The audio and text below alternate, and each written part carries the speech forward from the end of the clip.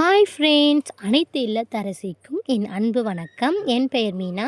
நான் இன்றைக்கி இந்த ப்ராடக்ட் பற்றி தான் சொல்ல போகிறேன். இதை நான் மீஷோவில் தான் வாங்கியிருந்தேன். ரொம்ப சூப்பராகவே இருக்குது எனக்கு. நான் வாங்கும்போது எப்படி வரும் அப்படி சொல்லி நினச்சிட்டு இருந்தேன். இது நாளைக்கு விநாயகர் சதுர்த்தி வருதுல்ல, அவங்களுக்கோசம் கொழுக்கட்டை செய்யலான்னு சொல்லிட்டு தான் வாங்கியிருந்தேன். வீட்டில் குட்டி பசங்களாம் நிறையா இருக்கிறதுனால நம்ம வீட்டில் கொழுக்கட்டை நிறையாவே பண்ண வேண்டியது இருக்கும்ல. அதனால் இது நான் பண்ணலை, என் பொண்ணு எவ்வளோ அழகாக பண்ணுறா பாருங்கள். 2 பேரும் தான் மாற்றி மாற்றி பண்ணிகிட்ருக்காங்க. அதனால் உங்கள் வீட்டில் இந்த மாதிரி ப்ராடக்ட் இருந்தால் மறக்காமல் உங்கள் குழந்தைங்கிட்ட கொடுத்து இந்த மாதிரி பண்ண சொல்லுங்கள். விநாயகருக்கு பண்ணி வைக்கலாம். சூப்பராகவே இருக்குது. ரொம்ப சிம்பிளாகவே முடிஞ்சு போச்சு. எனக்கு அந்த அச்சில் சரியாக வரலங்க. எனக்கு வரல. நெறைய பேர் சூப்பரா பண்றாங்க. ஆனா எனக்கு செட் ஆவல. சரி, இந்த வருஷம் அதுலயும் பண்ணலாம் அப்படி தான் நெனச்சிட்டுருக்கேன். இது பார்த்தீங்கன்னா, ரொம்ப ஈஸியா வருது.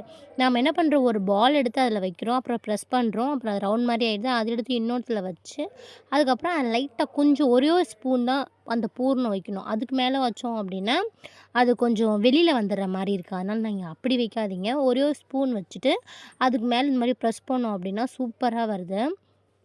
எனக்கு ரொம்பவே புடிச்சிருந்துச்சு இது.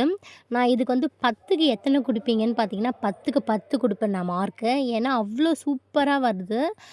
எனக்கு கொழுக்கட்டை சாப்பிடுறது அவ்ளோ பிடிக்கும். ஆனா, அது செய்றது நம்ம ரவுண்டா செய்வோம்ல, அந்த ரவுண்டா செய்யும்போது வெளியில வர மாரிலாம் இருக்கும். ஆனா, இது ஆ ஷேப்பும் நல்லாயிருக்கு, அதோட டேஸ்ட்டும் நல்லாயிருக்கு. நான் ஆச்சி மாவுல தான் பண்ணி பார்த்துருந்தேன். அத ஃபர்ஸ்ட்டு நம்ப கொதிக்கிற சுடு தண்ணீல இந்த மாவு போட்டு நல்லா கலரட்டும். நல்லா சாஃப்ட்டான பதத்துக்கு வந்துரும். அதுக்கப்புறமேட்டு இந்த மாரி பண்ணி பாருங்க. அச்சில பண்ணுறதுக்கு முன்னாடி கொஞ்சம் லைட்டா எண்ணெய் விட்டு அது மேலே ஃபுல்லாவே தேய்ச்சுக்கோங்க. இந்த அச்சுன்னு இல்ல, எந்த அச்சுல பண்ணாலுமே மேலே லைட்டா எண்ணெய் தடவ வேண்டியது இருக்கும். அத தடவிட்டு ஃபர்ஸ்ட்டு கொஞ்சம் பால் எடுத்து கொஞ்சமா எடுத்து அது மேலே வச்சு ப்ரெஸ் பண்ணி பாருங்க. அளவுக்கு ஏத்த மாதிரி நீங்க ஒரு 4, 5 வாட்டி பண்ணி பார்த்தா தான் அந்த அளவு உங்களுக்கு கரெக்ட்டா தெரியும். அதுக்கப்புறமேட்டு எப்பயும் போல அந்த அளவ நீங்க கரெக்ட்டா கையில எடுத்துருவீங்க. நம்ம ஒரு பூரி, சப்பாத்திலாம் பண்ணுவோம்ல, அந்த மாரி நம்ம அளவு தெரியும்ல, அந்த மாரி எடுத்துப்போம். அதனால நீங்க எப்படி இருந்தாலும் ஒரு 4, 5 வாட்டி மிஸ்டேக் வரதா செய்யும். எனக்கும் அப்படிதான் வந்துச்சு. அதுக்கப்புறமேட்டு எல்லாமே கரெக்ட் ஆயிடுச்சு. நீங்களும் பண்ணி பாருங்க. நாளைக்கு விநாயகர் சதுர்த்திக்கு. அனைவருக்கும் விநாயகர் சதுர்த்தி நல்வாழ்த்துக்கள்.